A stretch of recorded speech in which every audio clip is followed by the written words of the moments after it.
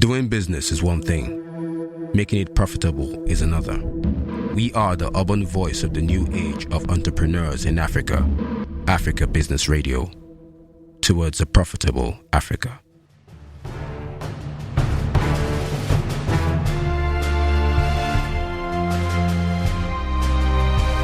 Here's the news on Africa Business Radio. First, the headlines. Nigerian Senate increases the budget for 2020. Toll collection to resume on Nigeria's federal roads 16 years after it was abolished. Namibia's fuel pump price to remain unchanged. Embraer delays timeline for closing a major deal with Boeing. I am Olaiton Meadows with the details shortly. The Nigerian Senate has increased the proposed 2020 budget to 10.729 trillion naira from the initial 10.002 trillion naira. This was disclosed at the Senate on Thursday, while the 2020 to 2022 medium-term expenditure framework and fiscal strategy paper was being passed. Also, the Senate approved all the 16 recommendations contained in the report of the National Assembly Joint Committee on Finance and National Planning on the 2020 to 2022 medium-term expenditure framework and fiscal strategy paper. The Senate also increased the oil benchmark from $55 per barrel to $57 per barrel, representing a $2 increase.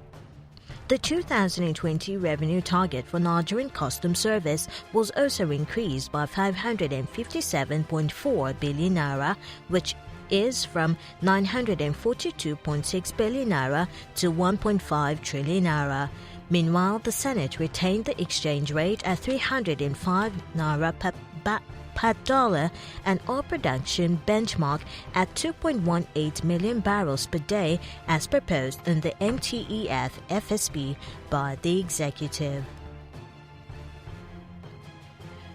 The ongoing dispute between the Nigerian Ports Authority (NPA) and the BUA Ports and Terminals Limited, a subsidiary of BUA Group, is gradually having a negative impact on the Nigerian economy.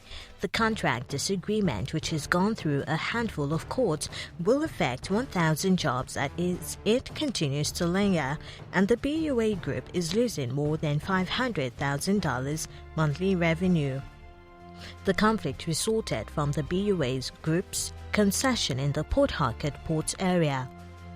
The Port Authority had decommissioned the whole concession agreement with BUA Group, which was got in 2006. NPA had decommissioned the concession, claiming that the unsafe operational environment of the Yeti BUA concession area needed urgent repairs and reconstruction. But the general manager, BUA Ports and Terminals Limited, Mohammed Ibrahim, said the withdrawal of license by the managing director of NPA, Hadiza Bala Usman, was against the requirement of the Global Judicial Dispute Resolution and undermined the NPA concession agreements. The concession is expected to last for 20 years before the need for renewal, but the company has only been in charge for 13 years. And according to Ibrahim, BUA had on several occasions sought approval from NPA to perform remedial works on the terminal. However, the NPA didn't grant the approval, yet it shut down the terminal or decommissioned the concession.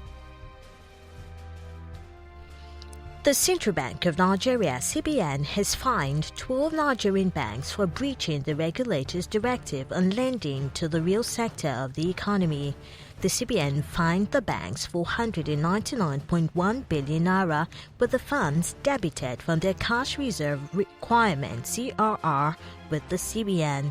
The CBN directed banks to maintain a minimum loan deposit ratio (ADR) of 60% by September 30, 2019. The LDR was revealed upwards from 58.5% to 60%, with the banks informed to maintain the LDR till September ending. The LDR has now been increased to 65%. all DMBs are to now attain a minimum LDR of 65% by December 31, 2019. The affected banks include Citibank, First Bank of Nigeria, FBN Quest Merchant Bank, First City Monument Bank, FCMB, Guarantee Trust Bank, GTB, and Jay's Bank. Others are Keystone Bank, Rand Merchant Bank, Standard Chartered Bank, SunTrust Bank, United Bank for Africa UBA, and Zenith Bank. 16 years after the administration of Olusegun Obasanjo dismantled toll gates on federal highways, President Muhammadu Buhari is planning to revive it as the federal government continues to seek ways to generate more revenue for road maintenance and rehabilitation. The decision to return the toll gates on federal roads was announced by the Minister of Works and Housing, Babatunde Fashola. He said the government approved the return of the toll gates after the Federal Executive Council FEC meeting presided over by President Buhari in Abuja. Obasanjo had scrapped the toll gates, stating that it had outlived its usefulness to Nigerians. While giving his reasons for destroying the toll gates, Obasanjo said its daily returns of 63 million naira wasn't that significant, considering the corruption surrounding the funds and the inconvenience motorists experience due to the toll gates.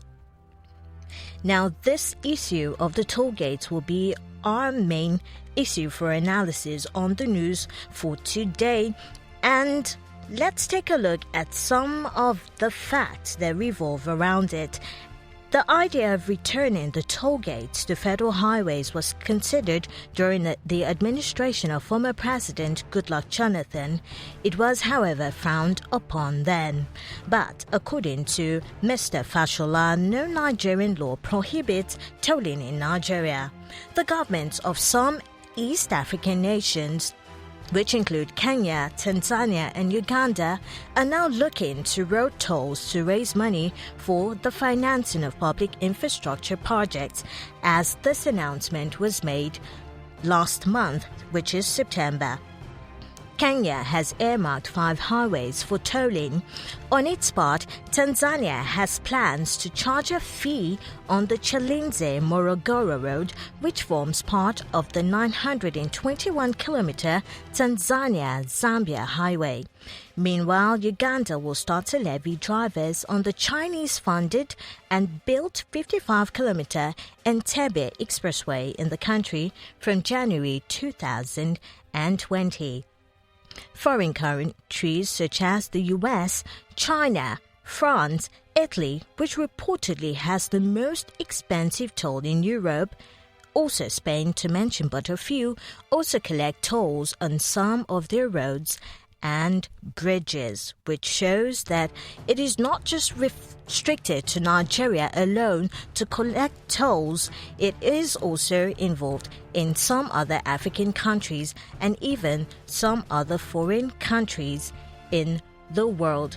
To do this analysis with us on the news this evening, we have a gospel minister and a corporate trainer in person of Evans Adetokunbo Emmanuel, who will be analyzing some of the issues that affect the returns of the toll gates or the toll plazas to the federal roads of the different parts of the Federation.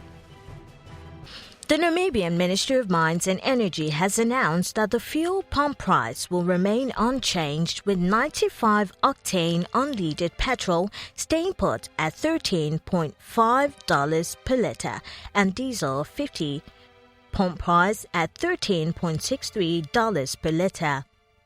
Energy Minister Tom Alwendo said that the National Energy Fund, which absorbs under recoveries on behalf of customers from time to time, is in a stable financial position and will thus absorb the under recoveries recorded during September. The ministry will thus keep fuel pump prices from the month of October unchanged. Alwendo said further that the highlight of September in the global oil market was the attack on Saudi Arabian oil facilities, adding that initial fears that oil prices would drastically rise were quelled when the state oil producer Saudi Aramco announced that the facilities will be restored back to full capacity as soon as possible. Hello. Hello, can you hear me now? Yeah, I can hear you very well. All right, thank you so much for joining us, Mr. Evans Adetokunbo Emmanuel, a corporate trainer and a gospel minister, as we will be looking at the issue of the return of the toll gates to the federal highways. So, Mr. Evans, as a road user, what is your thought on the toll returns? Well, I think that it's okay if it's part of the things that will make the road better, that will help commuters to get to where they need to get to on time, that will help the roads to be up to standard, that will cause less accidents and make it safe for users, safe for pedestrians, safe for everybody, and comfortable, for drivers. Because as it were, we many of these roads are not bad. They're not comfortable. Okay. They are not up to any standard, either local or international standards. But, and that's not what we want. If the issue is mere finances, and that we need to contribute to what's on ground to be able to get things, to come to normalcy, then I'll support that. What we will not support, what I will support, is if the tolls are back and then the roads remain the way they have always been. And that wouldn't be acceptable. And I would think that will mean the road being ripping people off, and that wouldn't be supported at all. I wouldn't throw my weight behind such a thing. But if it is to fix the roads and make them the best, possible, then why not? It's okay, just to make sure that the roads are what they're supposed to be. I don't think that's bad thing.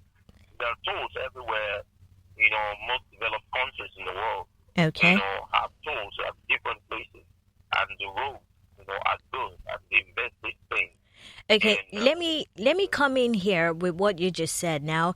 With what I said earlier and what you just said now, it is a fact that these tolls also exist in some other parts of the world, in Africa and even the foreign countries. But then, won't Nigerians see it as just another opportunity to exploit them, charge them for things that they believe the government on a normal day, on an ordinary day, should provide for them? Oh, yeah. Normally, we pay taxes in different other areas, and we have allocation from the oil revenue, from the federal force and all that. But up until now, we haven't been able to see, that translating to any serious, improvement, on the development of the road or the rail system. For instance, I watched a video where the governor of those states, was complaining. I saw the road he was complaining about. It was horrible. Horrible. You understand?